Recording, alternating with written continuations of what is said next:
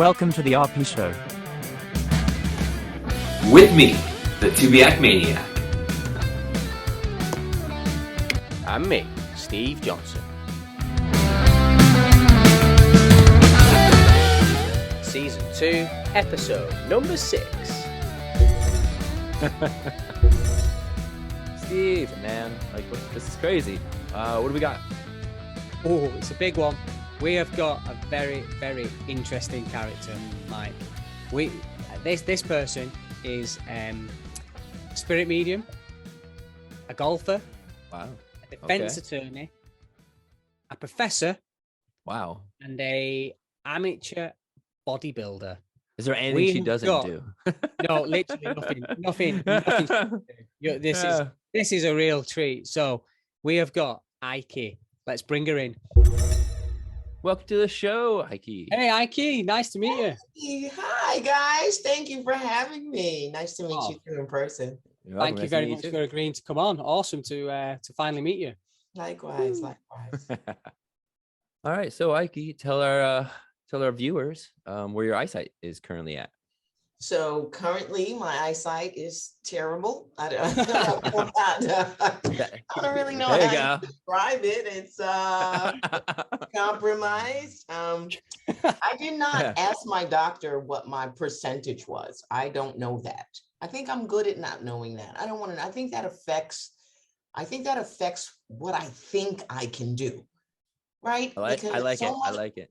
Yeah, I mean, so much of what we, our boundaries are put on us by what other people tell us, right? And so I didn't want to know that, right? It's enough that I know that my, vision is compromised. I don't need to know the number. So I still drive in the day. I was diagnosed in 2006. So I still drive in the day. I have had to drive at night. My son had to go to emergency one time, and I was like, Lord, be with me. It was fine. Jesus, take the wheel. Exactly. We don't talk about the spirit stuff too, but they do help.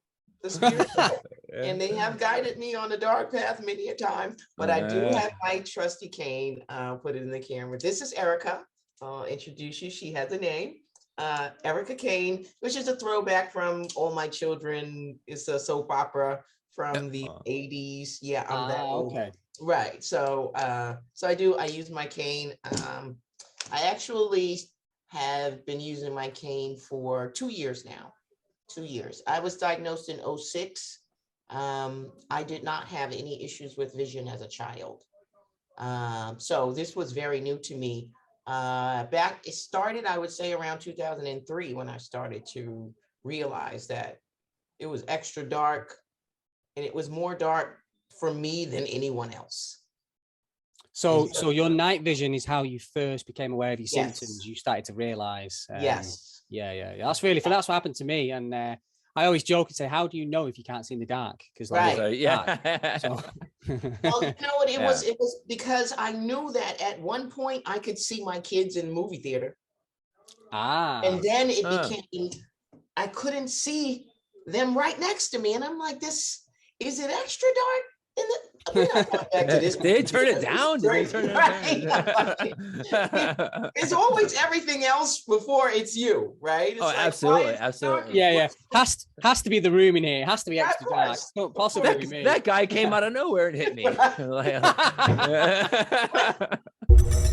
So you've been using a cane for around about 2 years. Do you only use the cane in the dark, or do you sometimes use it in the daytime as well? I use it whenever there's a crowd. Okay. Because you guys know how it is when you're just trying to walk through a crowd. It's like, who people coming from the left and the right, and it's like, So I wish you would do. Go ahead, Mike. I wish you could do something that I always wanted, because see, you have a cane and you said you still drive, so I want you to get out of the car and then unfold your cane. We can talk about that. Let's. I've got to hear this. The blind shame is real. Which is why I need to speak on it, because I want people to understand that blindness is a spectrum. Right. And so I purposely have not gotten handicap parking, although I'm going to get it because it's just It's just convenient. Yeah, but right. when I'm coming out of the mall, I go to my car and fold up my cane and get in, and the people like, fucking bitch, right? You can see them. They just and they Everyone's don't like, get what? it. They don't get it, right? They don't get it. So yeah, it's just interesting to see people's response to me at times. But I use my cane because I need it. I need it. It communicates for me. I've had people ask me if I was inebriated when I haven't had it, right? Exactly. Yes, I've had that. Yep. No, I've had that. I'm not drunk. I'm really not drunk. No. I didn't see that. How could you not see it? It's right there. It's right there. It's right there. Right there. I hate that. I hate the right there. Oh, but it's right there. So you guys know I'm also hearing impaired. I have ushers. So I have RP and deafness. So I have. You're blessed. I have what? You are blessed. You are blessed. Right, exactly. Give me everything. Yeah, give me it all. Right. Yeah, so I have progressive vision loss and progressive hearing loss. So you have children, don't you? Do you have 2 boys? Is it? I have 2 sons. I can't qualify them as children anymore. No, they are grown. Yeah, they're grown. They're grown. Right. I've seen. Men. You have men? They're men. I have men, right. It doesn't even sound right. Do they have any signs of RP or no, they've been tested. They have the gene. So they're carriers, but they don't have the disease. So they my oldest is 26 and my youngest just turned 18 last month. So I'm officially done. I'm done. No, you're never done. I'm kind of done. Right? Yeah. I think I seen you. I think you seen him busting him on some kind of birthday workout. I think you're doing press ups by looked like it was by a beach or somewhere. I think you were doing. Or was it in a park? You were doing. So yeah, we went to recreate a video we done when he was younger. So I do. Oh, awesome! I was an amateur bodybuilder, so we used to go and do the little circuit at the preserve near my house, and they have the pull-up bar and the push-ups and. Mommy's strong, mommy can do all of that. And at the time he couldn't do it. So on his 18th birthday, he's like, let's go back to the preserve. Like, okay. Like, you say all tough guy like that? Yeah, he had it. He had it this time. I wasn't mad. It was a nice expression, right? So yeah, I love my boys. They are amazing. They play jokes on me all the time because, mommy can't see from the side. So they're always standing on the side, like, and they'll just stand there until I see them. And then, how long I was standing here? Do you think I'm faking? I mean, I can't see you. Oh my God. They're very helpful. Both of them drive. So if I got to go anywhere at night or if, I need car service, they are right there for me if Uber is not available or I don't want to pay. So I'm fortunate and blessed in that regard until some woman comes and takes them from me. So Ikie, I think it's really interesting to talk about what you do for a living and how you cope with RP. So do you want to tell the viewers what you do and how you do it? Sure.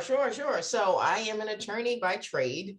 I have been an attorney for 20 years. I am a former prosecutor. I'm currently a criminal defense attorney. When I started out as an attorney, I didn't have these issues. But as it progressed, before I got diagnosed, I was having trouble with my hearing. And so I would start getting the audio assistance in the courtroom. So they have audio assistants. They have audio visual, different things that they can assist you with in the courtroom. Oh, cool. So how does the audio one work? Is that like on a repeater that you can pick up via an aid? Or they give you, there's a, I don't know if it's called a repeater, but it's pretty much a headset so that everything that's said in the courtroom, you can hear through the headset. Oh, cool. Yeah. Good. So, and that is invaluable. But I also am an adjunct professor. So I didn't have that in the classroom. And so what I started to notice was I could not hear my students in the back of the classroom. That forced me to get the bilateral hearing aids that I have now. So I have the bilateral hearing aids. They actually help immensely. I did a video when I got them because there's so much stigma, especially when you're trying to fight this aging thing. I'm going to be 50, and there's so much stigma on aging, right? And that's the consummate signal that you're getting old is you need a hearing aid.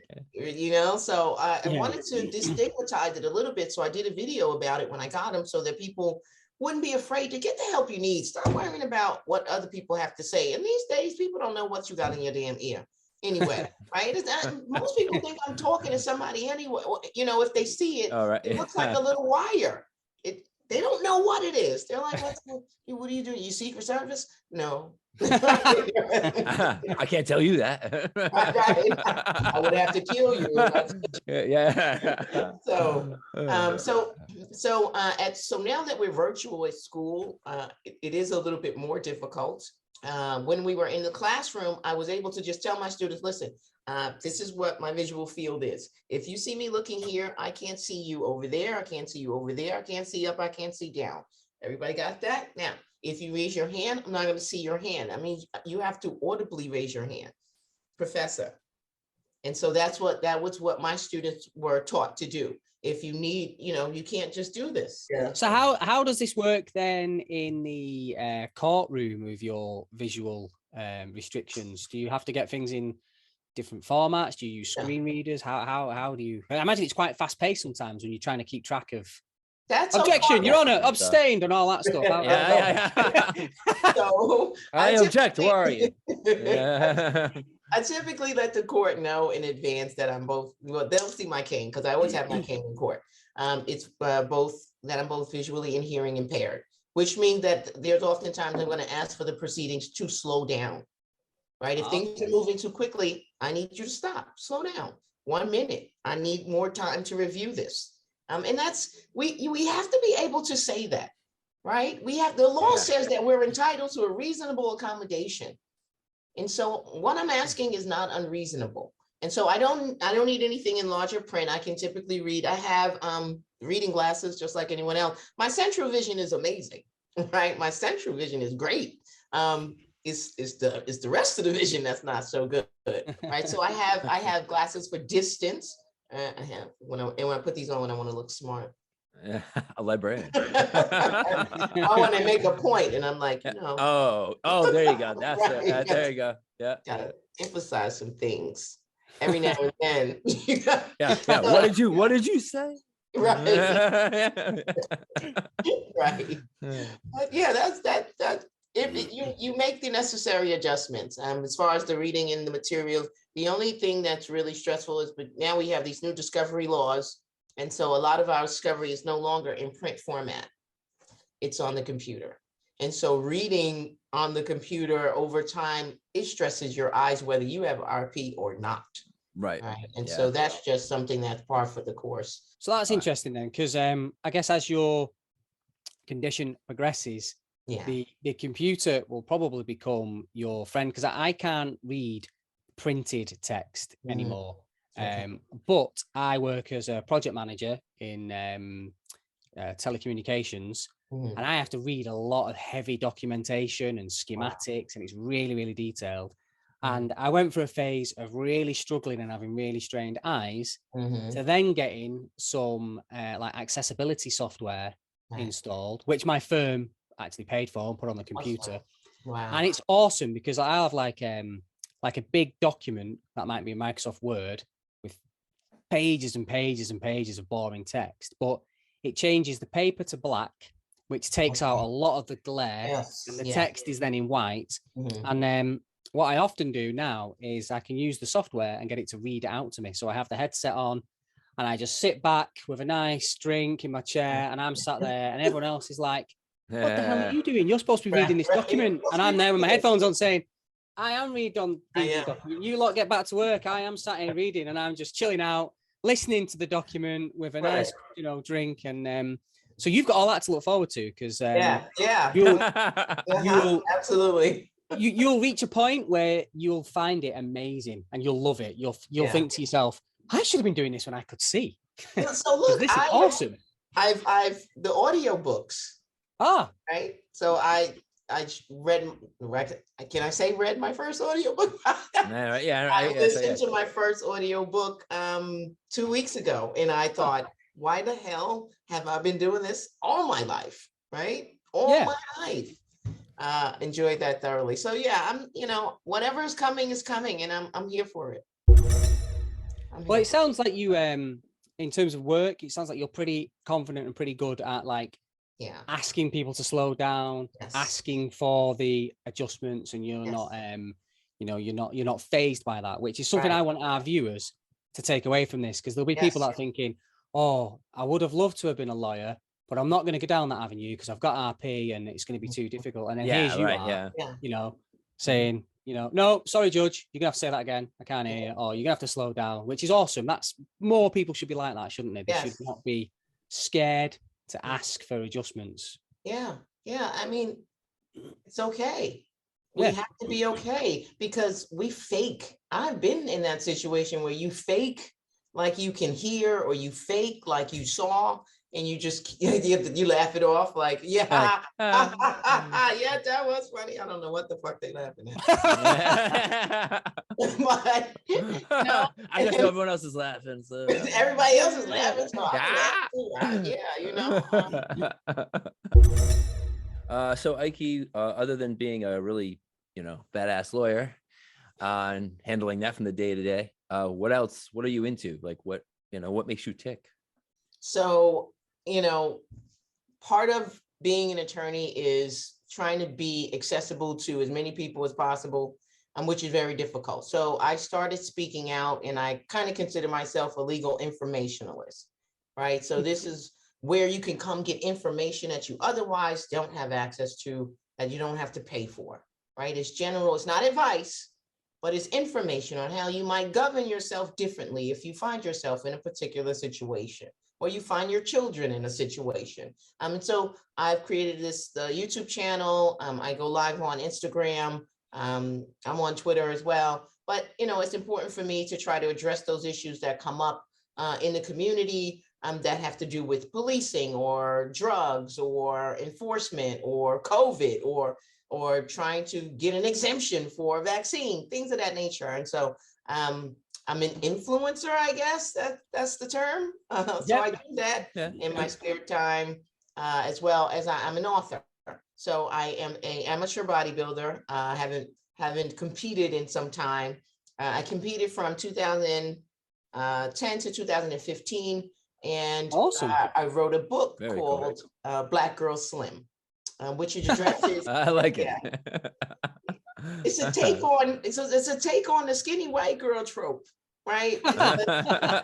It's, when you think about beauty in America, right, and what has been declared beautiful, it's typically not women that look like me, or was the size I was growing up. When I was growing up, I was a size 18. I was a big girl. And it was all of the things that we were taught, right? This is what you eat, and poor eating, poor diet, poor exercise, and all the things that attributed to that. So I wrote this book called Black Girl Slim to counter and push back against what traditionally keeps Black women, and 4 out of 5 of us are overweight or obese. So I wrote that book to speak against that, right? We can do better. We don't have big bones, which is, one of the tropes, right? I'm big boned. I'm just big boned. Your bones ain't big, right? Your bones ain't big. Shut up, your bones ain't big. Bones are the same size. Right, exactly. And so, so that's that. I'm actually working on the next book called My Life in Crime, which will chronicle my life from the projects where I grew up to going to the prosecutor's office, and my life from there. So how far along are you with that book? It's in the early stages, but I hope to have it finished by the middle of 2022. Wow. So, I want to do a release, right as it gets warm, so I can do some book tours, some book signings, and things of that nature. So cool. And the first book, if people watching this want to get that, where is that available? It's available on Amazon. And it's Black Girl Slim. Black Girl Slim. Yes. Black Girl Slim. Well, I'll put stuff in the comments, hopefully, and links so people can check that out. Both sound really, really interesting. Awesome. So two books under the way, and then the bodybuilding. So you actually did full on like competitions, like sort of Arnold Schwarzenegger style things. Yes. Front double bicep. Yes. And do you still train now, even though you're not competing? I don't train to compete, right? I just train to look like I compete. Right? We're more now just about staying in shape, being healthy. It's a lifestyle now, right? So staying in shape and being an example to other women that you don't have to look your age, you don't have to act your age, right? You can actually reverse the signs of aging if you eat right and you exercise and you have a positive mindset, right? You can do a lot. Absolutely, yeah. So when you're, interested in the bodybuilding thing, because me and Mike are both into fitness. You can't tell right now to call in some holiday weight, but generally, I'm covered up. So yeah, right. But so did you become? I noticed, like, because I like everybody. When I got quite overweight in my probably late 30s, and I thought to myself, right, I don't want to be, when I hit 40, I don't want to be blind and fat. So for there's only fat boy blind. Yeah, fat boy blind. That would have been me. I was like, there's only one of these. There's only one of these that I can control. Right. So I did that thing where you thought, right, I know, I'll go to the gym every day, twice a day, 10 times a week, and I'll get ripped. And then you realize it's actually all about the diet, isn't it? It's actually you can work yourself to death and not get anywhere. So did you become a bit of a food expert, Ikie, when you were doing all this? Did you become? Absolutely. I think so. I think I became, because you have to know the mechanics, right? You said, did I become a fitness expert, right? Or food expert? Food expert. Food, yeah. So yes, so the book, that's one of the things that I talk about in the book, and trying to understand how your body processes things and understanding when to eat certain foods and when to exercise, right? So one of the things that I tell people is the benefits of fasted cardio, right? Because your glycogen levels in your body, that's the sugar that's in your body. It's the lowest in the morning when you wake up after you have slept. So when they say breakfast, that's, you are eating to break that fast. When you slept, so before you eat, go do some cardio, right? Because I've done that, yeah. Yeah, your body doesn't have sugar to burn. So guess what it's going to use as a fuel source? Fat.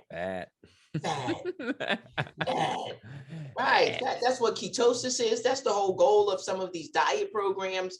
When you can do that, you can manipulate it, and so that you use the timing to your benefit, right? So you work out before you put anything in. And I in the summertime, first thing I do when I get up, I go do 30 minutes of cardio outside. I'm getting vitamin D, which I'm already deficient from, but all of us are, right? Natural vitamin D from the sun, which, because we're in a pandemic, everyone is deficient on that. So I make sure I go do that. And then I get that fasted cardio done. And then I come in and I eat, right? And of course, eating, that's everything.